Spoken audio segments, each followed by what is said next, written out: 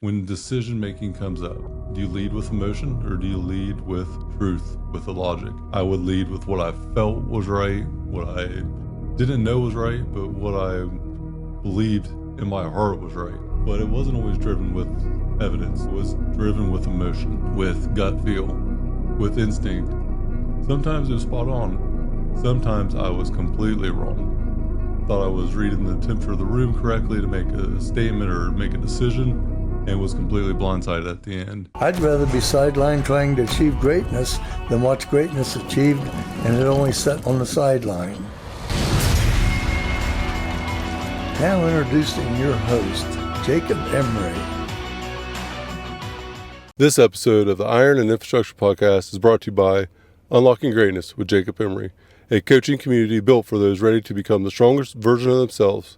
Weekly calls, proven playbooks, and a community built to grow.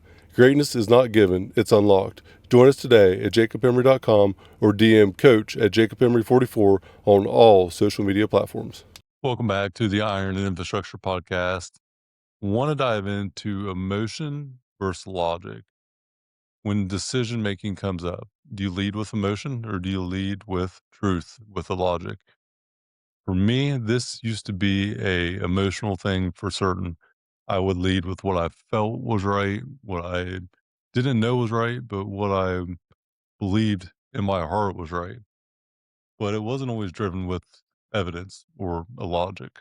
It was driven with emotion, with gut feel, with instinct. Sometimes it was spot on. Sometimes I was completely wrong.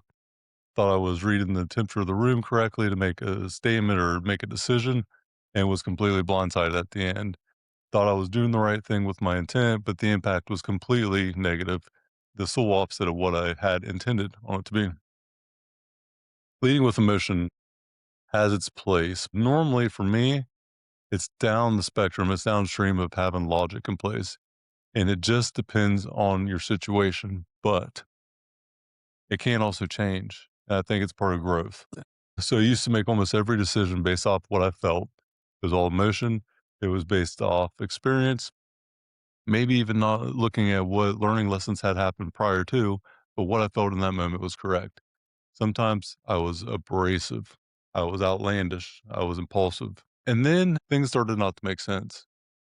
I couldn't logically tell you why I was winning or I was losing or the team was doing good or the team was doing bad. I couldn't outline it. 2 plus 2 is 4. 2 plus 2 was unknown. It just didn't really add up. I remember specifically going and joining forces with superpowers, getting an EA, and starting down on the track of having an EA in place, and took the predictive index. And it stated just that: short with detail, don't need any detail, don't want to listen to detail, unorganized, the things that I pretty well knew. But then it was really interesting here recently because I had a follow up with one of the leaders of superpowers. And as I'm discussing this assessment, the DISC assessment I took 3 years ago, talking about me, I was like, this doesn't sound like me at all. 3 years ago, it's quite some time, November of 2023. This doesn't sound like me today. And I came to realize I'm not that same person. What I used to be percentage wise, 80% emotion led, kind of logic with that now. And the emotion's downstream of that. The experience comes after. If you've ever made a decision that you regret because of how you felt, too hot, too cold, not in the right mindset, impulsive, pissed off about something else, finding that middle ground of logic and emotion is very, very important. And whenever you can lead with one or the other, normally it's logical first, emotion next, but especially in business, what's the data say? Don't make a decision just based off instinct. You can for so long, and then it becomes the reason that you have setbacks or the reason you don't know why you get a result. I would rather know why I lost than not know why I won. Because if you don't know why you're winning, you're going to lose eventually, and you're not going to know why you're losing either. Decisions don't have to be 100% calculated, but they have to be evaluated very, very good with logic, with data, just to make a decision out of impulse. Might get lucky every once in a while, but Las Vegas has casinos that are doing pretty damn good for a reason because your luck will run out. Logic has to overcome the emotional state. But my problem was I didn't level set. I course corrected from emotion too much to none, where I got straight to the point with logic, direct, what was perceived as abrasive or intense wasn't meant to be. It was just, hey, this is what it is. Doesn't always land right. So if you don't know the temperature of the room with your audience or with the things that are going on, you probably ought to reevaluate sometimes being completely transparent either way with emotion or with logic. Sometimes the full truth in that moment is not the best time. Example, if you are out watching a performance with a friend, your friend is in a team sport or doing a team performance of some sort, whether a play, acting, singing, whatever it is. They come off the field or off the stage. They're on a high emotionally. They're had a great time. They're all jacked up. Adrenaline's still flowing, but it was horrible. You know it was horrible. They don't know it was horrible yet because they're still having this adrenaline dump. And they say, "What did you think about that?" The thing to say at the moment is probably not, "Well, that was really fucking bad. That was pathetic." The moment in time probably would be better to say, "Hey, you did amazing out there. You did amazing. You're setting that out for that person, assuming that they did. You did great. You performed well." Whatever it is. Don't mention the other stuff. Leave it open-ended. The following day, have them call you or you call them. "What'd you think about it for real?" "Oh, man, let me tell you what, it wasn't that good. Have you watched it back yet? You ought to watch it back." They're off that emotional dump. That adrenaline's not pumping anymore. They're back down to a regulated state, and so they're more receptive at that point to hear it. This happened to me. I would be called irrational, impulsive. Majority of my life was like that. You did this out of impulse. You did this out of irrationality, and it didn't make any sense. And guess what? People were right. But guess what now? After 2 years of course correcting, wanting to know what the data said, first principles thinking, what I call the prosperity principles, theory of constraint, finding out the core root problem, the focus, the intention on logic. What does the data say? Show me your homework. It almost went the other way. It almost went full spectrum the other way because I got too emotionally shut off, too callous in my approach. Not a good team member, not a good leader because I couldn't connect with empathy.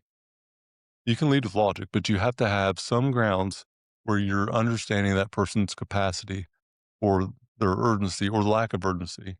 Are they inspired to do the thing? Are they motivated? Are they going through something personally? Sometimes it's not just a logical statement or a logical answer that's going to get the outcome where you want it. You have to digest the whole picture, and that requires the emotional and the illogical state. Data and logic are the foundation, but empathy is what really delivers that strong connection. Emotion without data is just chaos. Data without empathy can be damage. Same facts, different presentation. How you view it is how you do it. So how you present it is how you're going to represent it. And if you present the thing the right way, regardless of the perception of what it really is, the perception of what you present will be the right one. So when you're thinking about this, you're leading with emotion, you're leading with logic. Figure out what's factual first. You don't want to steer someone down the wrong path by hyping them up on something that's not fact. If someone's not good enough to do the thing, if they're not in that right seat, if they're going for something that's not possible for them to obtain, or you don't think they should, lead with logic. How you present it to them, though, think about the emotional state with empathy, their passion about it, whatever. Let it be presented in a way that they're going to receive this thing and be understood, and then inspire them to go in a different direction, which is going to be better for them anyways. Inspire that direction to course correct, and the outcome will be the better one. And you presenting it that way will make it all the more better. So if you want to learn more about logic, about emotion, about decision making, have a ton of frameworks. Something that we go through quite often, whether it's a decision doors where you have a one-way door or a revolving door type of decision, a instant decision needs to be made now, a longer term decision where you break it down with the prosperity principles. getting through the real bottleneck with theory of constraints, we have the frameworks at the group coaching. Go to jacobemery.com, Jacob Emery DM Coach, to find out more about the program. Join up today and start making decisions to change your life, creating that opportunity that will propel you forward. Sign up today. That is that opportunity. Stop telling yourself one day. It isn't about one day, it's about day one. Today should be your day one. What you need isn't another day. What you need is clarity with the community to give you confidence to unlock your greatness. That's what the group coaching program is all about. Confidence, clarity, via commitment. Hit the show link in the notes. Let's start unlocking your greatness now, today.